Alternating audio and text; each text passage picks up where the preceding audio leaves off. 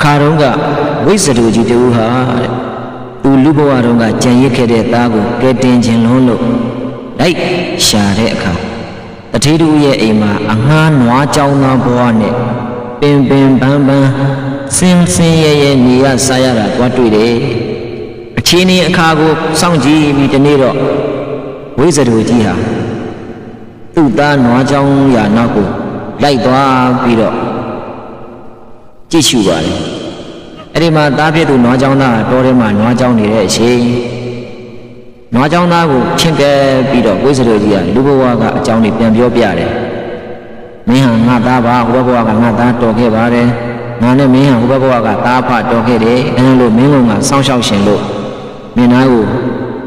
လာပြီးတော့ချင်းကဲရတာဖြစ်တယ်လို့ဝိဇ္ဇတူကြီးကပြောလိုက်တော့နွားကြောင်းသားလေးကလည်းပဲဒီဝိဇ္ဇတူကြီးဟာသူ့အဖေပဲဆိုတာယုံကြည်လာတယ်အဲ့ဒီမှာဝိဇ္ဇတူကြီးကနွားကြောင်းသားဘဝကလွတ်မြောက်ပြီးငါလိုဝိဇ္ဇတူဖြစ်ရှင်ရင်မွေးနေ့တိုင်းတသက်လွတ်စားဂုံတော်တက်စီပွားတလ၄ချိန်ပြည့်ရင်ဒီနွားကြောင်းသားဘဝကကျွတ်လိုက်မယ်လို့နီလန်းပေးပါတယ်နွားကြောင်းသားခမရလည်းပဲဒီလောက်ဆင်းရဲတဲ့ဘဝကကျွတ်လွတ်မယ်ဆိုတော့ဝမ်းပန်းတတာနဲ့အဖေကျွန်တော်ကြိုးစားပါမယ်ကျွန်တော်အဲ့ဒီအလုပ်ကိုလုပ်ပါမယ်ဆိုပြီးတော့အမဘန်းနေခံပြီးတော့ကြိုးစားဖို့ဆုံးဖြတ်လိုက်တယ်ကြုံဝါလိုက်တယ်ပေါ့ဒါပေမဲ့အချိန်တန်တော့နွားကြောင်းသားခမရကြင်ကြံအားထုတ်တဲ့ကိစ္စကိုစုံမြုပ်မေ့သွားတယ်ဒါနဲ့တလားပြည့်သွားတယ်ဖခင်ဝိဇ္ဇာကြီးကလည်းပဲခိုင်းတဲ့အတိုင်းလုံးမလုံးသိရအောင်သားစီးရောက်လာတယ်သားကမေ့သွားလို့မလုံးဖြစ်ကြောင်းဝန်ခံတယ်ဝိဇ္ဇတူကြီးကနောက်တစ်ချီမမေ့ဖို့တတိပေးပြီးတော့ပျောက်ကွယ်သွားပြန်တယ်သို့တော်လည်းပဲနွားချောင်းသားခမရတော့မေ့မြဲမေ့သွားပြန်ရောတဲ့ဒီလိုနဲ့3ချိန်3လတိုင်းပါလေရောအဲ့ဒီမှာဝိဇ္ဇတူကြီးကစဉ်းစားရပြီမဟုတ်သေးဘူးငါကလည်းသားကိုခေါ်ခဲ့ခြင်းတယ်သားကလည်းငါခေါ်ရလိုက်ခြင်းတာပဲဒါပေမဲ့ဘာကြောင့်ဒီသားကအာမထုတ်နိုင်မဲ့မေ့သွားရတာလဲစဉ်းစားလိုက်ပြီးတော့ဝိဇ္ဇာမျက်လုံးသုံးပြီးတကိုးနဲ့ကြည့်ရှုလိုက်တဲ့အခါ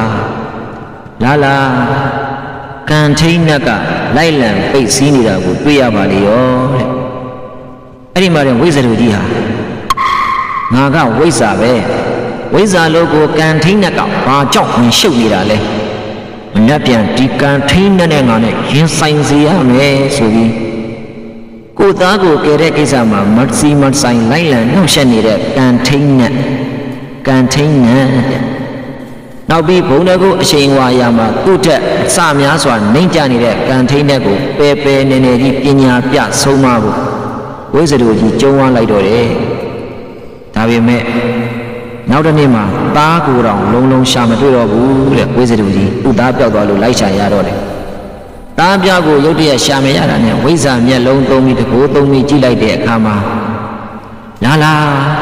အိုးသမုဒ္ဒရာကြီးအောက်ရှိကြောင်းဆောင်အထက်ကြားမှာသူ့သားကိုတွေ့လိုက်ရတယ်ဝိဇ္ဇာကြီးလည်းချက်ချင်းပဲသူ့သားရှိရလိုက်သွားပြီးတော့ကံထိန်နဲ့ရင်ဆိုင်စကားပြောပါတယ်ဟေ့ဒီမှာကံထိန်နဲ့ငါကဝိဇ္ဇာဒါကငါသားငါတို့သားဖား2ယောက်ကြားမှာမင်းဘာကြောင့်လိုက်နှောက်ရှက်နေရတာလဲလို့သားကိုဝတ်ထားတဲ့ကံထိန်နဲ့ကိုမေးတဲ့အခါကံထိန်နဲ့ကခမည်းဝိဇ္ဇာမှန်လဲကြုတ်သိတယ်ဒါခမည်းပါမှန်လဲကြုတ်သိတယ်ကျုပ်ကနှောက်ရှက်နေတာမဟုတ်ဘူးကျုပ်တာဝန်ကျုပ်ထမ်းဆောင်နေတာအချိန်ကခမည်းသားဟာဒီနွားရှင်တထေးစီကနေငွေတမှုသား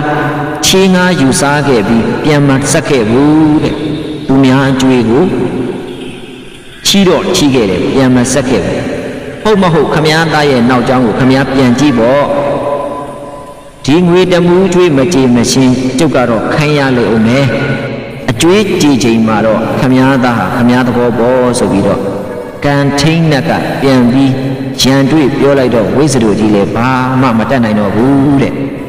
ပြီးတော့ဝိဇ္ဇတူကြီးဟာသူ့သားရဲ့ခေါင်းလေးကိုပုတ်သက်ပြီးတော့သားရီလူလေး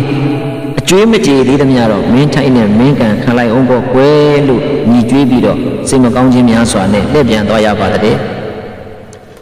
တော့ကံရဲ့အကျိုးဆိုတာဒါပါပဲဒီတာရကပုံမြင်လေးဟာမဟာဗောဓိမြိုင်ဆရာတော်ကြီးမိန့်ကြားခဲ့တဲ့ပုံမြင်တာရကဝတ္ထုဇတ်လံဖြစ်ပါတယ် ကိုဖြစ်ကိုခံဘယ်လိုမှကြောင်းဝင်ခံလို့မရတဲ့ကံတရားနဲ့ပတ်သက်ပြီးဒီနေရာမှာကဲသူရှိပေမဲ့လည်းကိုယ်အကျွေးကိုယ်အပြစ်မကြည်သေးရင်ကဲလို့မရပါဘူးဒါကြောင့်ဖြစ်ပြီးသားအကုသိုလ်ကံတွေထပ်မဖြစ်ပါစေနဲ့တော့